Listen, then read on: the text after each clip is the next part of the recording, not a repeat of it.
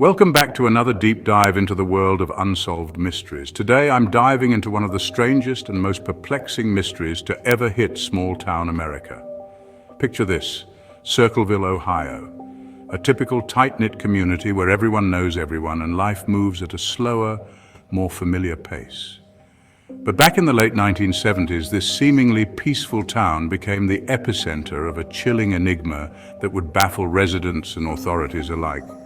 In today's episode, we will look into the mysterious and disturbing case of the Circleville letters.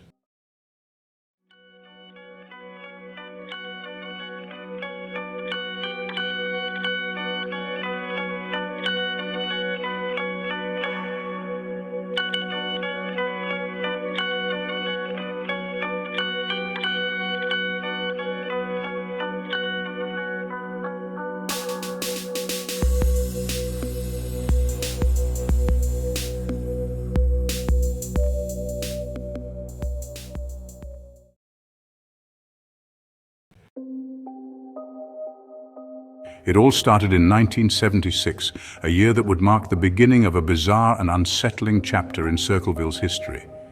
The residents of Circleville began receiving anonymous letters filled with dark secrets and sinister accusations written in a menacing tone.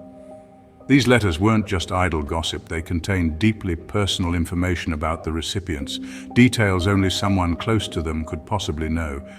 It was as if the writer had eyes everywhere. The letters accused people of infidelity, corruption, and worse, creating an atmosphere of fear and distrust.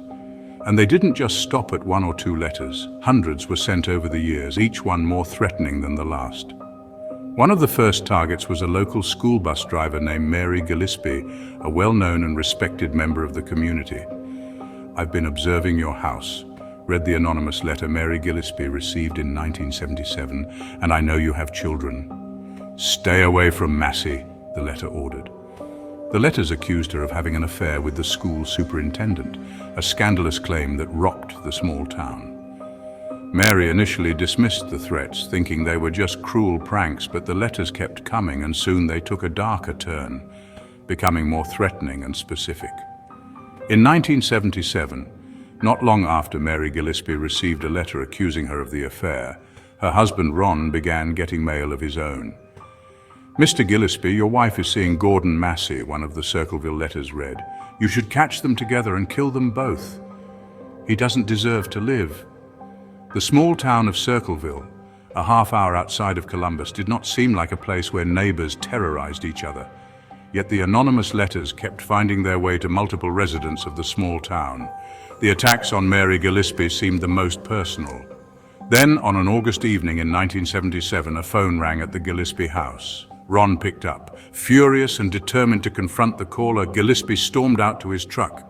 Ron grabbed his gun, but he never made it to his destination. His anger and haste led to a tragic end. His car was found crashed into a tree and Ron was dead. The circumstances of his death were suspicious and left many questions unanswered. The authorities ruled it an accident, but the letters insisted it was murder, adding another layer of mystery to the already perplexing case.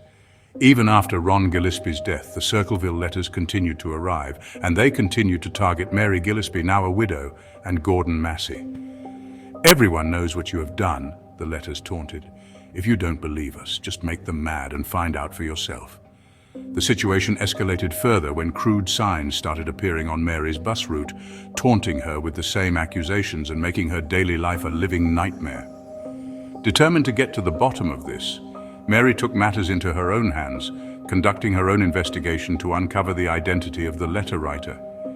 She tried to catch the letter writer in the act, but instead she found a booby trap designed to kill her. One February day, Gillespie stopped her bus on the way to the school. Someone had put up a handmade sign on a nearby fence targeting her teenage daughter. Gillespie tried to pull down the sign, but it was tied to a box. After she brought the box home, Gillespie opened it to find a loaded gun inside.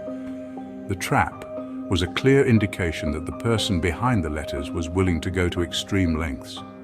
The gun gave authorities a break in the case. The Ohio Bureau of Criminal Investigation was able to recover a serial number from the weapon, and the gun belonged to Paul Freshour, the man married to Ron Gillespie's sister. Paul Freshour's wife, Karen Sue, confessed to police that her husband had written the Circleville letters. The couple had been in the middle of a contentious divorce, and Karen Sue had evidence.